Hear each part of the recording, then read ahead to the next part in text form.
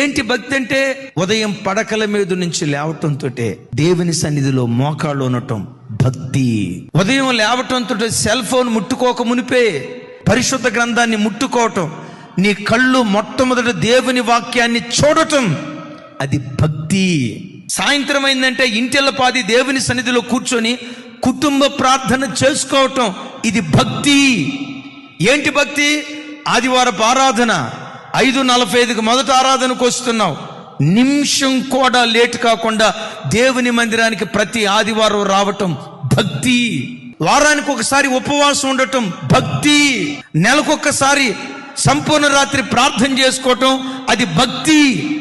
దేవుడు నీకు ఇచ్చిన రాబడిలో ప్రతి నెల 10వ భాగం ఇవ్వటం, అది భక్తి. భయము భక్తి ఏ కుటుంబాల్లో ఉంటుందో శత్రువైన సాతాను రాకుండా యోధా గోత్రపు సింహంగా దేవుడే సంచరించును గాక.